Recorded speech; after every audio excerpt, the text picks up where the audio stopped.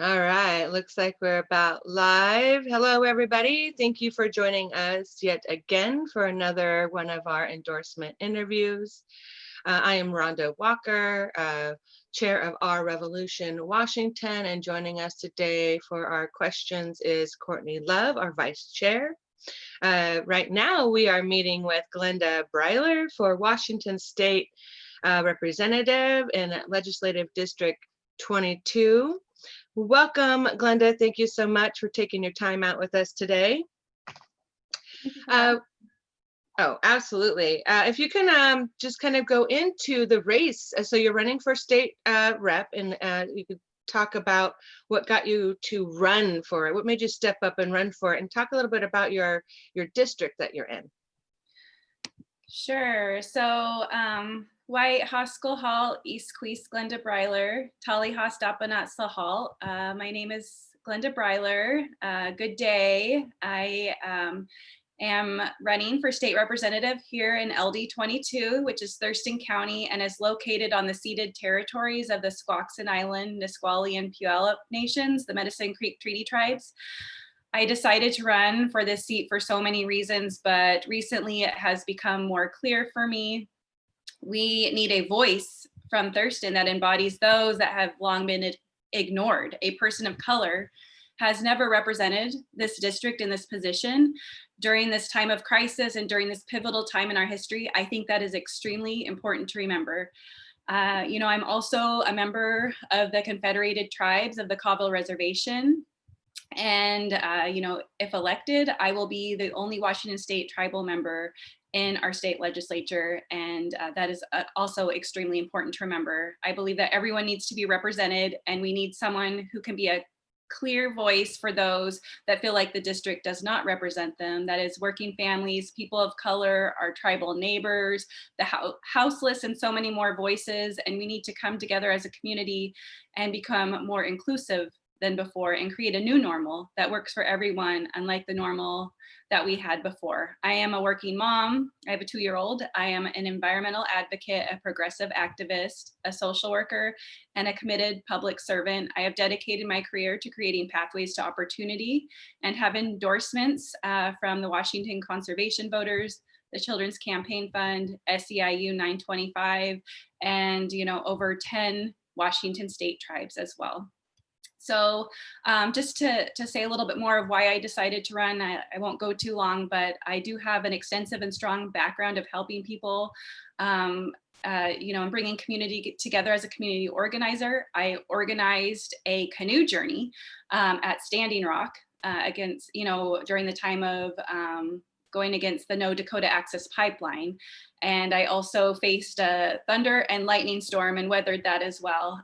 So I've also helped lead and organize the annual women's marches and have done organizing for missing and murdered Indigenous women, which we have the highest rate here in the nation, here in Washington State. I have helped hundreds of foster youth and underserved students achieve their academic and personal goals, and I continue to create safe spaces for their students to thrive.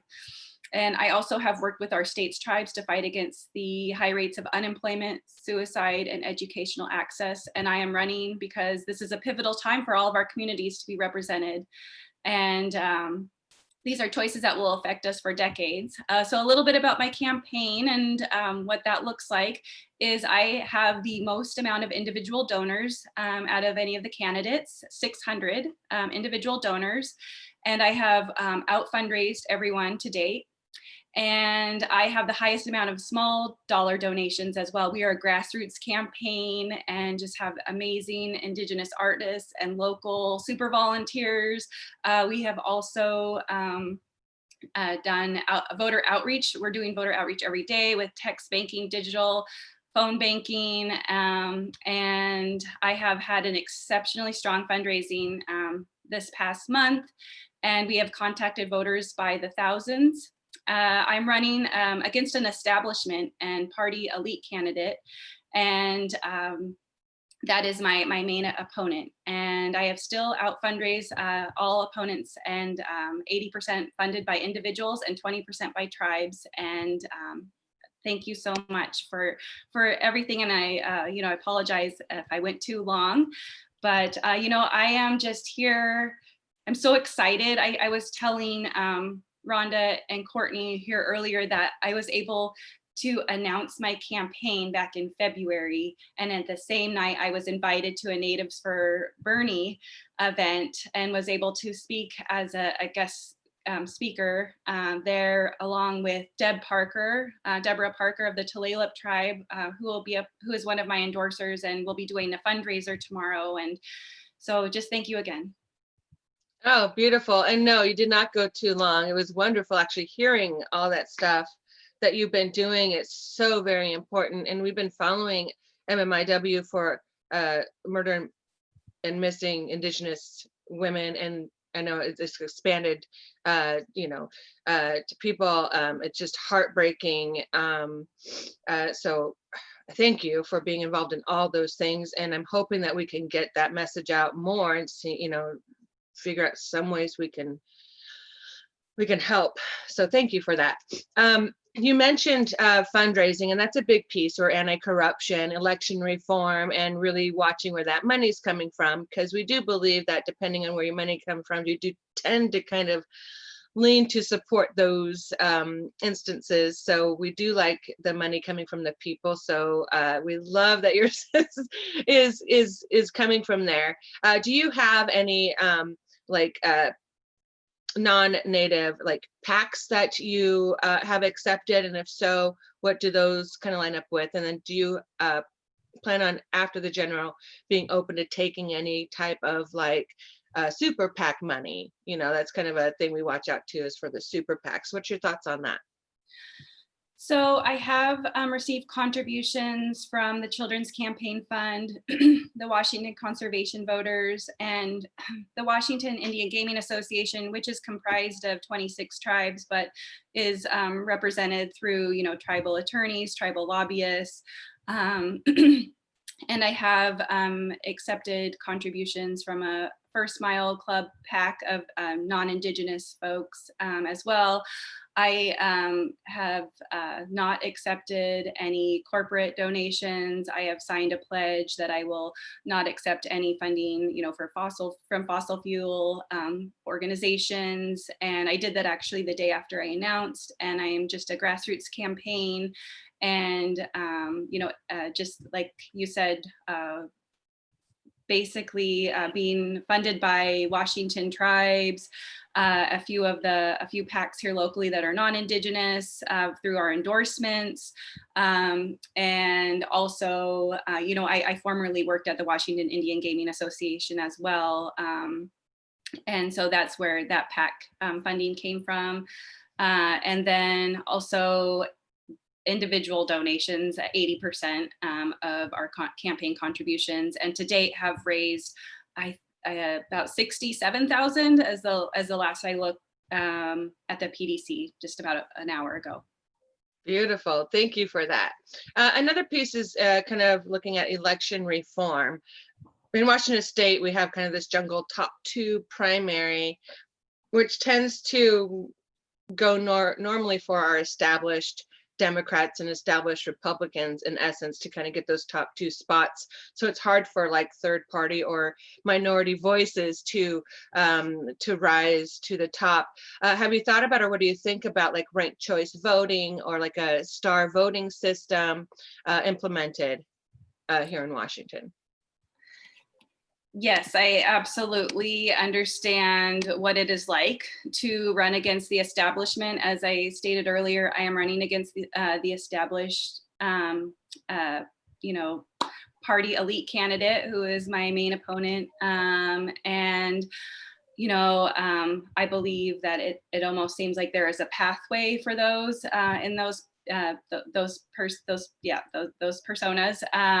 And that opponent's funding reflects money that is from political elites and lobbyists with vested interests. And like I had said earlier, I've still out fundraised by $17,000 to date. And I absolutely believe in right funding to vote. And I, as a person from a very highly, the most marginalized of the marginalized communities, as someone who is from, there's 29 tribes in Washington state, as you already know, I'm sure. And the fact that there are no voices at the table in our House, in our Senate, of any Washington tribes. And during this pivotal time in history, and with the departure of Senator John McCoy from the Senate, we, there, and as far as, any of the races, I am the only Washington state tribal member in this state running in any of our local races here. So I just want to reflect that I know what it's like to push through and be a voice of the community. And it is because of community organizing and because of endorsers like Deb Parker of Our Revolution that I felt like I have a place at the table. And that Oh, sorry. So if a ranked choice voting bill came before you, if you got elected, would you tend do you think you get behind that and either sponsor, co-sponsor, or vote for that? Yes. Okay. Yeah. Absolutely. Sorry to not answer that directly. It's all good. I can be a little long-winded, but felt like that was the answer. It's fine. Yeah, I just wanted people to hear that yes or no, that definitive, I am absolutely for right choice voting. And if I could help start up anything for, and in addition to what you all do already, I would love to be a proponent of that, a supporter. And as a social worker, a community organizer, and someone who is from one of the most underrepresented groups here nationwide, absolutely, I would love to help other candidates like myself. Beautiful. Thank you, Courtney. Yeah. Well, are you familiar with Fair Vote then? They are the group pushing for ranked choice voting in Washington. So I just want to direct you there if you're. Oh yeah, Fair Vote Washington. Mm-hmm. Absolutely, I am aware of them, and I would love to get connected. So I'm writing that down as the top priority things to do, because as somebody who is a first-time candidate and has experienced what it is like going against the establishment, I want to do everything I can to ensure that those systems, that there are more support systems in place to create sustainability for those of us that are from, like you said, third party or the underdog of the race, as they say. Mm-hmm. And I think, just it's so difficult being a first-time candidate, and having those support systems are just vital. Right. And thank you again for stepping up. I know it's a very tough thing to do. I'm going to turn it over to Courtney. She's going to have some more questions for you. Well, most of my first questions you already answered because you did such a comprehensive job at the beginning. So thank you for that. Thank you. And I noticed on your questionnaire that you support Medicare for all. And here in Washington, the local fight is with the For Whole Washington Healthcare Trust. And you marked that you support it. Have you had an opportunity to, and they have an endorsement. They don't do endorsements, but you can endorse them. Yes, I have my questionnaire almost ready to go out the door here today. So I will email you as soon as it goes out the door. I absolutely will endorse Whole Washington, and I'm stating that here on live. So many of my super volunteers here locally are just, they've wanted me to put that to the forefront. And as a community organizer and activist, I always listen to the community first. And I absolutely, am someone who strongly supports Medicare for all, especially as someone who comes also from an underserved community. And also someone who just, understands as a social worker the needs of access to healthcare, behavioral health, especially during this time of crisis where we're all facing such difficult times. So absolutely, yes. Yeah, the whole Washington Healthcare Trust actually will save Washington State like $9 billion a year, and they're talking this year about being about $8 billion short in our budget. So we're trying to push, our legislators' office now, like, this could be very helpful for lots of different reasons. So thank you for being behind Whole Washington. If elected, like you said, I would co-sponsor and help champion the expanded and improved Medicare for all. in especially, you know, in the House where I will be going towards. Woo, thank you. Then specifically, I'm assuming the answer, but you're willing to do the emotional labor as the lone woman of color, well, of Indigenous descent, because there is some healthcare discussion about the impact of like a single payer system or a Medicare for all system, how it would impact and engage with the healthcare that the registered members of tribes are currently offered. And so I find that to be an ongoing discussion with Representative Kilmer at the federal level. And so I guess I'm asking, you're willing to do the emotional labor to bridge that gap? Yes, you know, like I said earlier, I'm a social worker and an educator, and I have been a bearer of emotional labors for much of my career. And I believe healthcare is a human right. And, you know, often I'm from a very rural area in Washington state, in Omak, Washington, and it can be very difficult to access healthcare as we are 1.4 million acres. And I think that there needs to be more opportunities to healthcare as well. I do. And also, you know, it is accessible for those that are descendants and, you know, federally recognized. And that is another topic that we don't probably have time for here, but I, you know, absolutely believe Washingtonians deserve a comprehensive plan that covers medical, physical, dental, mental health, and pharmaceutical care. And that the COVID-19 pandemic has spotlighted the inequities in our healthcare system and emphasized the urgent need for reform as the economic crisis heightens unemployment and causes the healthcare system to unravel when we need it most. And, you know, I will, like you were saying, the emotional labor, work to address how this plays a role in determining health outcomes, especially as a person who comes from an Indigenous background, a Washington state tribe. And I will center equity to rectify these disparities. And right now our healthcare system does not work for all Washingtonians, and it's can inflict further harm on our Black, Indigenous, people of color, and low income, and especially those who are also in rural areas and cannot access healthcare due to you know, maybe they do not have the funding for gas, or maybe they do not have a vehicle, or, you know, there's several things in place that Indian Health, my mom worked for Indian Health as a director for 10 years, and she was the one who pushed me into doing my master's in social work. She is the reason why I am here in front of you, you know, and so I know that we need to move towards, yes, absolutely Medicare for all in whole Washington. And I will endorse. Beautiful. I would like to make space for the discussion of tribal registration. I know that's more of a federal issue, but someone in the House could be a strong advocate. And so the Duwamish in the Seattle area are fighting for recognition, and I think there was another local Washington tribe that I think they just won recognition. Would you know, I would like to open the floor for you to speak about that a little bit.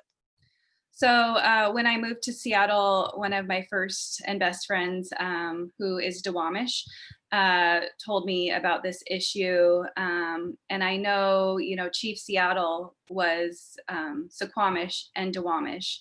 And so, you know, whenever I am in the territories of the Suquamish and Duwamish, say I'm in Seattle speaking at a University of Washington event, I will always acknowledge the Duwamish along with the Suquamish there as the first peoples of that land.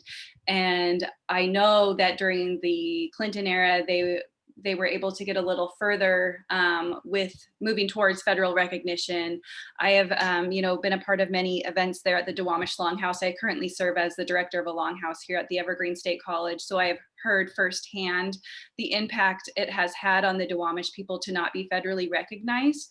So what it means when you are not federally recognized as a community, it's almost a form of displacement because we are already displaced. But, you know, there's 29 federally recognized tribes, and we can all, you know, come together as tribes of Washington. And I think it is important that the Duwamish have a seat at that table as well. And I have been someone who has also wanted to do everything that I can to ensure that the Duwamish do get to that point where they are federally recognized. This was a question that was actually asked in a Washington Progressive Party endorsement interview. And luckily I had some firsthand experience with this and understand what it is like from those people that are Duwamish to not have the ability to be federally recognized and have access to, you know, Indian health services, to not have access to, you know, that funding for school, and to not have those systems in place that should have been promised and was promised by the government. Thank you. And so I am on the lands of the Puyallup tribe. I'm in Tacoma. And so I feel like since part of your job would be to represent some of their interests, and if you make life better for the Puyallup tribe, you make life better for my neighbors, therefore you make life better for me. So I think I'm invested a little bit. They're very urban tribe. The Duwamish, like their lands would be within Seattle, correct? They would be even more urban than our Puyallup tribe, Right. to some extent. Like, go ahead. Yeah. So, you know, I have very, I have, okay, so I have so many things I want to say right now. The Puyallup tribe is one of my endorsers, and they are one of the contributors as well. I spent 2 months with the Puyallup tribe traveling the Salish Sea to the ocean, 610 nautical miles to Bella Bella, British Columbia, which was a lot. And that is actually how I really kind of a light sparked inside of me of wanting to really learn how to protect the Salish Sea, our coastal and Columbia River ecosystems, was because of that experience with the Puyallup Nation. A lot of, you know, our Indigenous people, about 71% live in urban communities. And actually a small amount of us, about 29%, live on reservations. I am one of those few that grew up on my reservation. My son, who is enrolled in the Cawville tribe, he is growing up in a more urban area here. So here locally, what I hear from, you know, the needs of the Native people here in Thurston County are to have something like a combination of the Daybreak Star in Seattle and the Seattle Indian Health Board, you know, to have access to an urban center that would bring the community together and have access, like a hub for healthcare. And so I see what you're saying there with being very urban in Seattle and how that will impact. But I think, you know, the Duwamish people, many of them have resided and continue to reside in Seattle, and so that they inherently know are their traditional homelands, even though that what has been built in place has risen around them. They are still, you know, those that are the ones that are trying to protect the local waters there, continuing to, you know, do things like create spaces for our Indigenous people, like the Duwamish Longhouse. And so even though sometimes our areas around us become, you know, more and more urbanized, we still are inherently who we are as sovereign people. And I think also, lastly, you know, it is important to be federally recognized so that we can have our sovereign rights, so we can govern ourselves as Indigenous people. And that is what I do. You know, I train on tribal relations, government to government relations, and what that means. It's like working with, you know, 29 countries. So because I am an Indigenous candidate, I did, you know, 15 plus extra interviews on top of what the other candidates did as well, because it was important to me to reach out to all 29 tribes, and to meet with every single Indigenous nation here locally. And to it is important that we're all at the table. Something that Senator John McCoy did, that I was able to witness when I worked for the Washington Indian Gaming Association as the deputy director, is he created a space bi-weekly during session for tribes to come to the table and meet with the Senate and House Democrats. And I don't know if that system will be in place with his departure. And that is something that I would like to continue and bring in those voices as well that are not federally recognized. Oh, that's beautiful. Did you have something else, Courtney, or do you want me to? Okay. Thank you for that. And I think it's actually as well very important to have voices in there. Washington isn't known for its diverse legislation for sure. So we're hoping to change that. That's one of our missions, is to really get those underrepresented voices in office, because they're the ones that are going to help the people, because they understand the people better. What I'm going to talk about next is criminal justice. There's a lot going on out there with Black Lives Matter. As you know, too, keeping with our, our indigenous population here as well, they are more apt to encounter police not necessarily a very favorable light, as too. So in this realm, how do you support Black Lives Matter? And two, what do you think about the defund police, and then bringing that money really back into the communities for those social services that you know very well?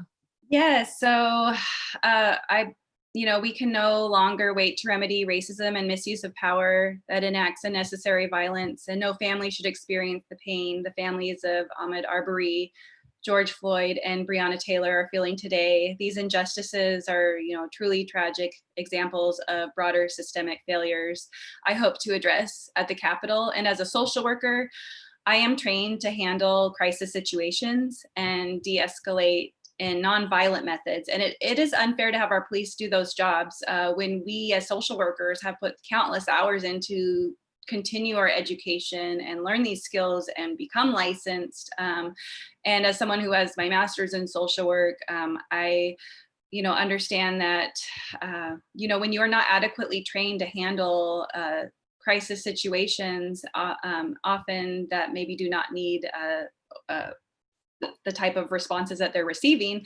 That is why it is important to redirect funding from police to social and community services, so social workers and health experts can be the first point of contact for many of these calls that are not even criminal to begin with. And this is how we can reform our policing, how we can build a better community, and simply utilize our funds more efficiently.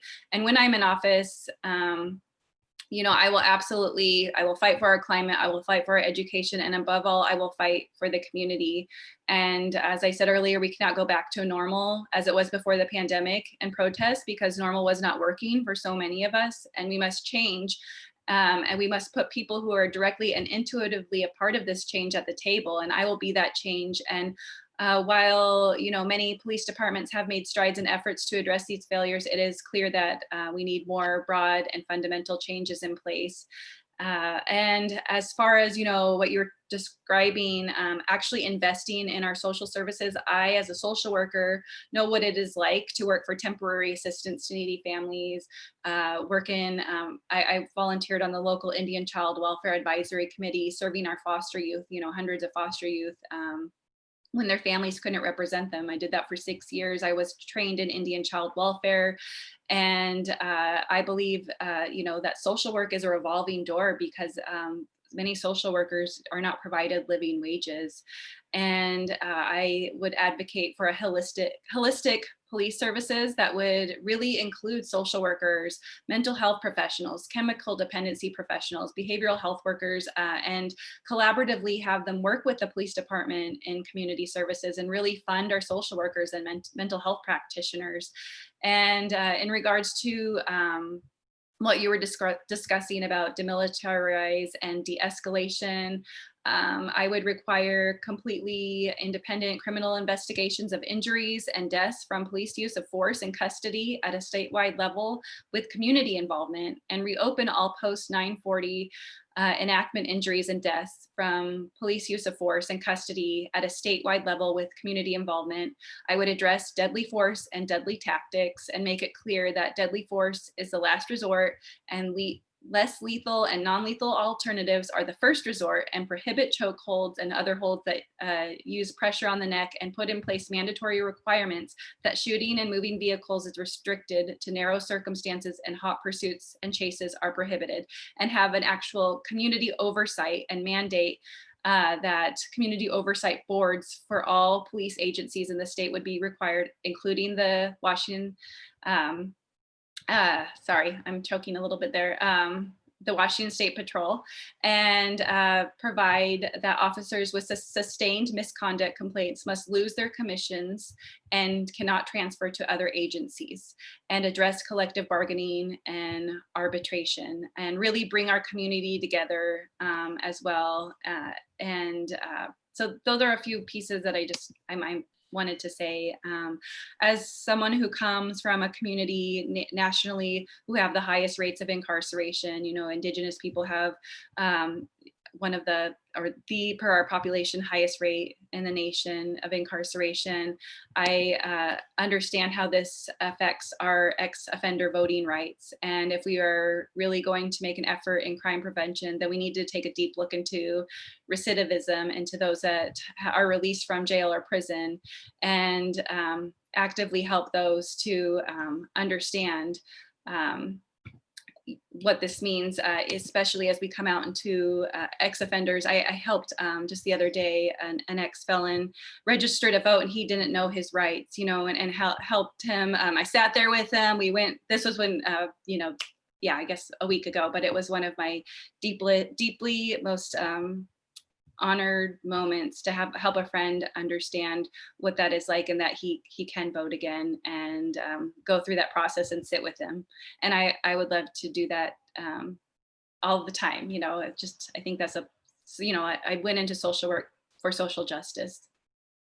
Yeah, I love when I've been out gathering, getting registrations to vote, I get a lot of people saying, no, I'm a felon. And that was one of my favorite things too, is like, no, you can. What do you feel about, and I have one more question after this and I'll go back to Courtney, but what do you feel about opening up voting eligibility to those who are incarcerated? So yeah, I was going into that, and I was hoping I wasn't too long-winded. So thank you for that, because that was exactly what I felt like I didn't finish off on. So like I was saying earlier, with ex-offender voting rights, many of these hardships are undue burdens, especially for those that are making an honest and committed effort to change. And one of these undue burdens is the removal of voting rights for ex-offenders. And, which I believe is a basic right, especially for those that are part of the BIPOC, the Black, Indigenous, people of color community, who have the highest rates of incarceration. By removing their ability to vote, we remove their voice from the system, and it is long past time for this practice to end. And we must ensure the voting rights of everyone, regardless of if they have gone or are in jail or prison. It is simply a violation of their most basic rights in our democracy.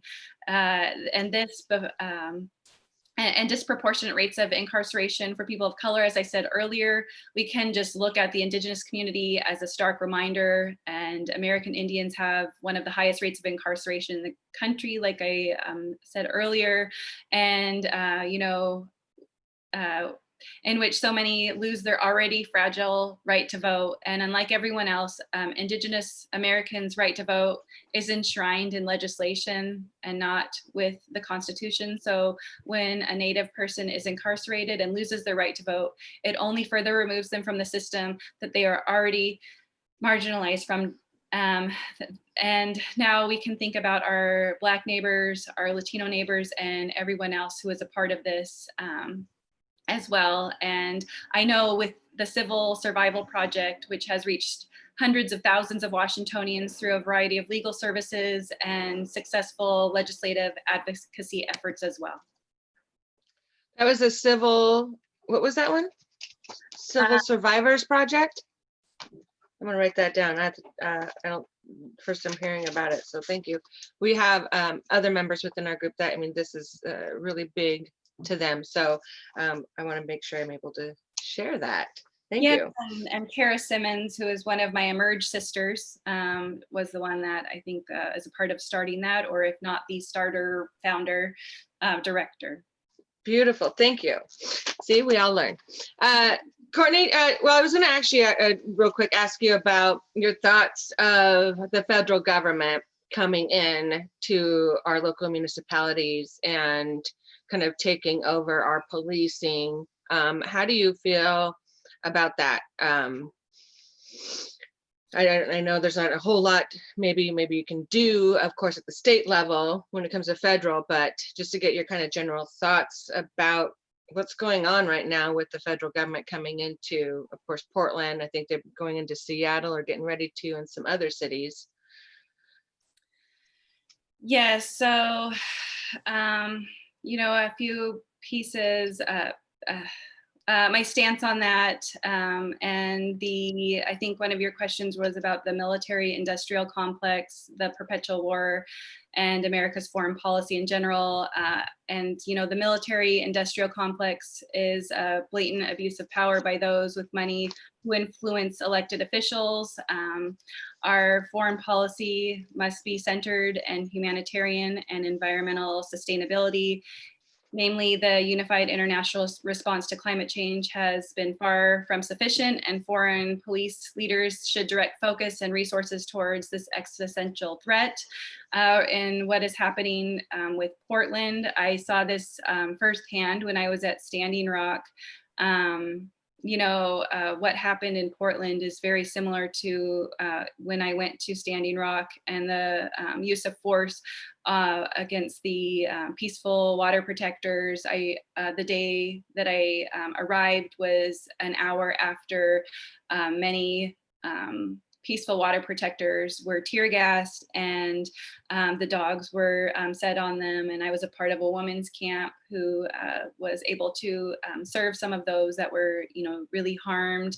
And as an Indigenous woman who has fought to protect land and water my entire life, I fully support local policy changes that ensure that all uses of land in Washington are for peaceful, sustainable, and community-based purposes. And any military operation that is in conflict with this should be under review or banned. And here locally, the city council just approved the use of tear gas. And as a water protector, I am very against the use of tear gas. As somebody who has been impacted on the front lines, that is something that I am absolutely, absolutely opposed to, that use of force. Thank you. Yeah, I wasn't able to go there, but I was able to help support from afar. So thank you for being there. It was a very important fight. And they're now successful with to date, but yeah, at the time it felt so difficult. Yeah, you're right. They were actually, I think, worse towards people down at Standing Rock than what I'm seeing in Portland right now. I don't know if many people were able to watch that, especially live. It was crazy what was going on down there. I know it's crazy here too, but it was just something different that I never thought I would see on our soil in today's society. It spanned seasons, spraying water in freezing temperatures. I don't know that we're going to get there in Portland, but that was no problem in Standing Rock for the feds to do that. It was disgusting. And I did get to watch it live, and I did see the canoe journey, and it was touching, and it made, when you mentioned it, it brought the memories flooding in, and I was glad I was not on camera because I was crying. Well, the day that so I didn't plan to go to Standing Rock. There was a call to the tribes of the Pacific Northwest. You might have saw that as well. And my husband and I happened to have a canoe on top of his truck, and we were traveling from New York, where my husband is from, back to Washington State. And I was ready to start work as a preschool teacher. I was like, I'm ready to go back to work as a preschool teacher with, we teach our traditional language there. And anyhow, there was that call. We had the canoe on our truck, and we said, okay, well, we're going to do this. So I arrived, and I did not have I was not equipped with any of it's very cold there, and very high winds. And my friend and I arrived, and my now husband, and they said, hey, can you help plan this?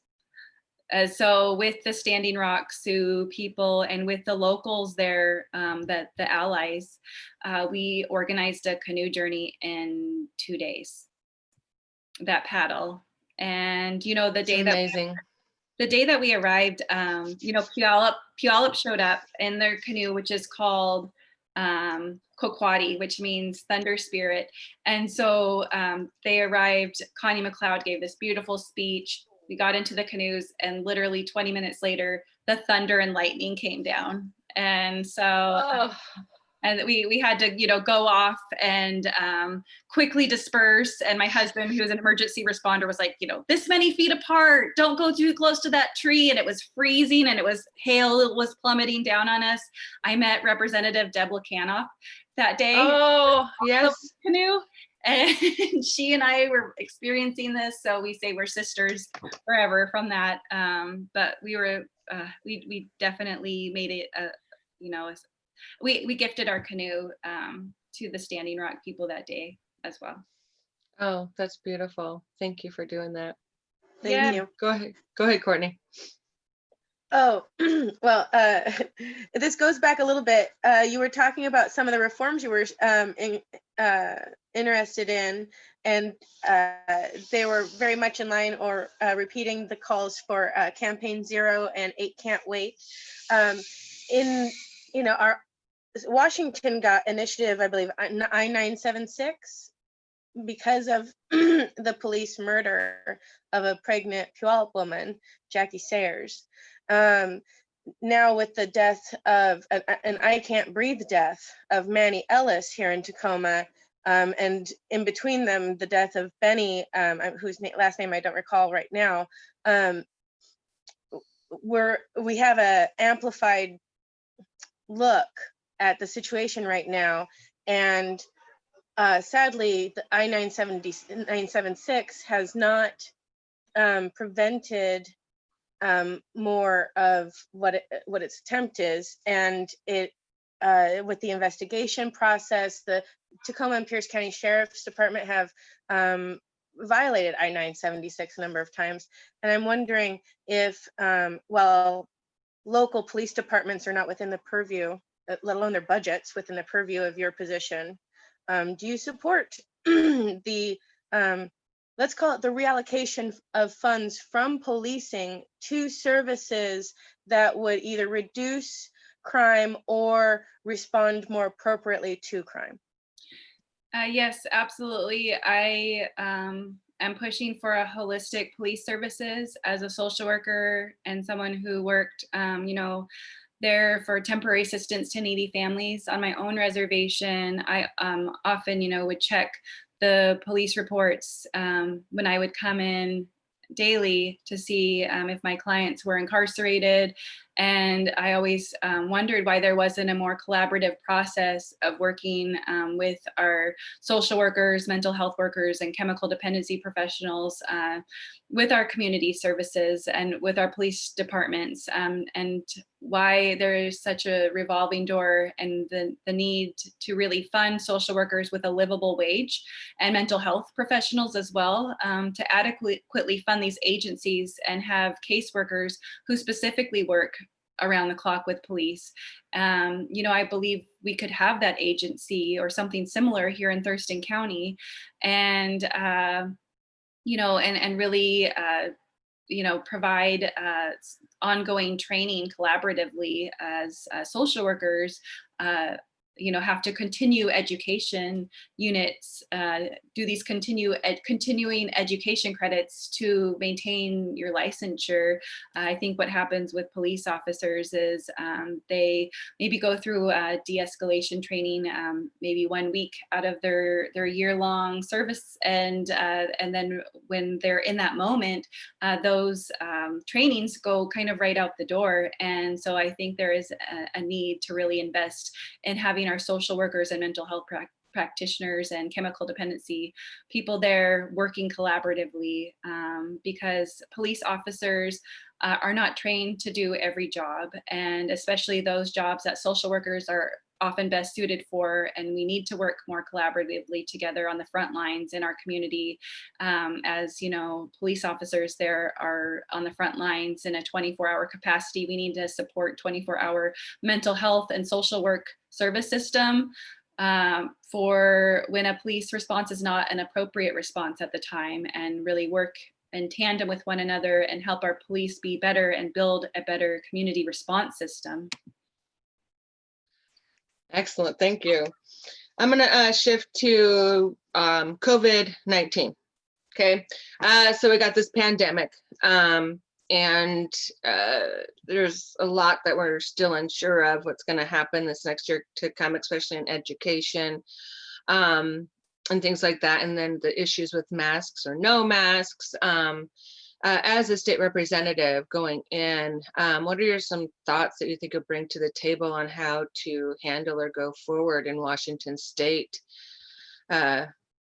keeping our students and our teachers and, community safe? So I'm trying to think if I should start with our healthcare system or education. Right, all of the above. I know it affects like everything. So whichever one you want to go to is good with me. Okay, well, as an educator, I have a deep understanding through my years of experience that during an economic crisis, those that are young people, and as I've been working in the education system for 2 decades now, and research with higher education, research shows that young people trying to start their careers during an economic crisis. I was one of those young people trying to start my career during an economic crisis in 2008. Are often at a lasting disadvantage. And these young people, their wages, opportunities, and confidence in the workplace may never fully recover. That is why I think it is so important to really invest in our higher education systems, especially with, House Bill 2158 has been a most significant piece of legislation for higher education. And it advanced the state's commitment to making college accessible in a way that had never really been seen anywhere else nationally. And we must protect these advancements. And I will be among those that fights, to retain its provision. I've already been working with Senator Emily Randall, who is one of my endorsers and one of my friends, on its implementation and passage. She was a part of that in 2019, and I would like to continue work on that and to really, expand protections on higher education in the same way that we have for our K through 12 system. With COVID-19 and what I see, we have a very high rate at the Evergreen State College, where I currently work as the director of the Longhouse, with houseless students who do not have Wi-Fi, and they actually live in the woods behind our school. And what the COVID-19 pandemic has highlighted with education is that 38% of our children and youth who are low income are doing little to no remote learning, and that low income children and youth are likely to not have a device for home learning. And so what we are doing at the Evergreen State College is ensuring that many of our low income students do have access to these devices. And that is also a piece of what I've been providing, in working with my students, for the last decade, is providing safe spaces, basic needs like Wi-Fi and access to devices. And in regards to healthcare, as I said earlier, healthcare is a human right, and the COVID-19 pandemic has really spotlighted the inequities in our healthcare system and emphasized the urgent need for reform. As the economic crisis heightens unemployment and causes the healthcare system to unravel when we need it most, Washington State must reconsider how the government administers and pays for healthcare to guarantee access while saving costs. I will fight to minimize out-of-pocket costs so that costs will not limit folks' access to quality care when they need it most. And I will be a champion for Medicare for all, because when we are all better, we do better, and no one should go bankrupt from medical bills. I will work to address how race plays a role in determining health outcomes, and will center equity. I center equity in every piece of my platform, but I will always center equity in healthcare and education to rectify these disparities. And right now our healthcare system does not work for all Washingtonians, and it further inflicts harm on our BIPOC and low income folks. And policymakers and healthcare providers must address the dynamics of power and oppression in healthcare by reducing costs, ensuring quality and preventative care in all communities, and fighting discrimination. And during a global pandemic, this is more pressing than ever. And to plan for a healthy, sustainable future, we must implement a healthcare system that can withstand the stress of a major health disaster. The pandemic has made the failures of our current system undeniably clear, and we cannot ignore the lessons learned from this moment. But I am really thankful to be in this moment here with you now, and to talk about how we can do better. Your answers are just beautiful, just to let you know. So thank you for that. I could talk to you for hours, honestly. There's a lot that we need to fix, right? But I know we've been about an hour, getting close to, and I know that you probably have things to do. Courtney's off screen real quick. I just want to check with her if there's anything major. I did want to see if we had time. I don't know if you do or not. Oh, there was one more thing I was going to ask you about, and I just went blew my head. Courtney, was there any last thing? Let me think about. No, sorry, there's nothing to fill time while you recall. I think I'm done. And thank you, Glenda. Housing. I was actually wanted to talk about, that was it. Housing, because of course, our pandemic, a lot of jobs have been lost. And as you know, too, the healthcare is, all that's tied to it. But housing, I'm happy that they were able to extend the rent moratorium, but it's all going to blow up. We already see tons of families moving out from their homes as we speak. What are some of your thoughts on how we can maybe, we believe that human basic rights, you should be able to have, a home and, and things like that. What are your thoughts about ensuring housing for Washington State residents? Well, absolutely. Here in Thurston County, this is a very big issue, as it is, across the state. And with so many losing their jobs and so many struggling to keep their homes from eviction and too many already houseless, I believe we must fight to protect and strengthen the rights for tenants and stop the exponential increases of rents, which, are between $1,100 to $1,300 here in Thurston County, and build more sustainable, affordable, and accessible housing for our communities. And for far too long, we have given developers benefits and opportunities to help create affordable and sustainable housing here locally, from failed tax abatements and skirted environmental protection, like in House Bill 1923. And we have either perpetuated gentrification or continued to ignore the realities of the situation. We can create homes for everyone, and we must start by eliminating the failed benefits for developers. As a social worker, I have the background and understanding and the real knowledge to help those that are houseless. And the first step to getting the houseless into homes through permanent supportive housing, and to help ensure the need for social and human services to really provide livable wages to those that are in those industries and who really care for the community, to combat houselessness before and after it happens, and to provide that transition when it is needed most, and those supportive places. So that those are just a little pieces with the homeless, houseless population. Beautiful. Thank you. I just wanted to get that piece out. I had a feeling you were, for helping. So I want to give you the opportunity now to talk about anything that we may not have asked. Oh, did she come up with something now? The housing. So at the state level, we have a state ban on rent control.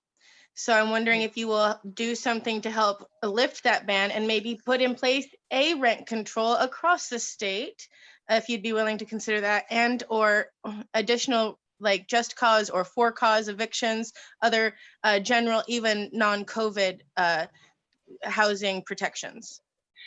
So in a more wealthy society, no one should go without a place to sleep and call home. I would love to address houselessness at its roots while reforming social welfare practices around houselessness, and fight to protect tenants' rights and tackle rising rent prices, and invest in these that you were talking about earlier. And with so many losing their jobs and struggling to keep their homes from eviction, and too many already houseless, fight to protect and strengthen the rights for tenants, stop those exponential increases of rents, and build more sustainable, affordable, accessible housing. I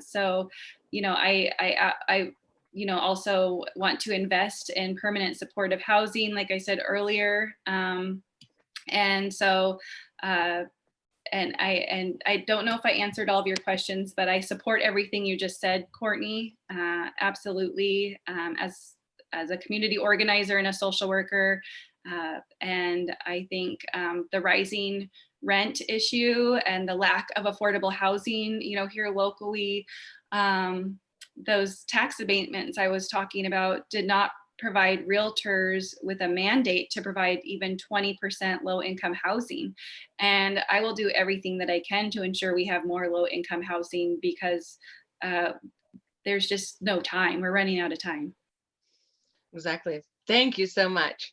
All right, now we're going to give you the opportunity. If there's anything that you want to make sure that the voters know about you and we haven't discussed yet, please take this opportunity to do that. And then make sure at the end, let everybody know where they can find you, volunteer and all that good stuff. Go ahead.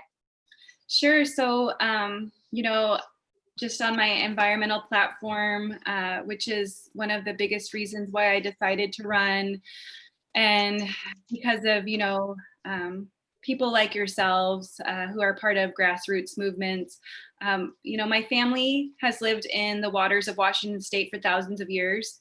And it is in my lifeblood to protect our environment for our future generations. And we need to work with all stakeholders to ensure that we're doing everything we can to restore our salmon population and their natural habitats throughout the Salish Sea, coastal, and Columbia River ecosystems. This is my salmon guy that I wear to these interviews. I love it. My relatives, the Medicine Creek Treaty tribes here locally, the Squawks, and the people of the water have been utilizing the Salish Sea and these ancestral lands for resources since time immemorial. And we need to move toward working with people that have a proven track record of sustainable practices for the next 7 generations and keep our tribal relatives to the environment decision-making table. The state cannot address our environmental process without having the tribes at that table.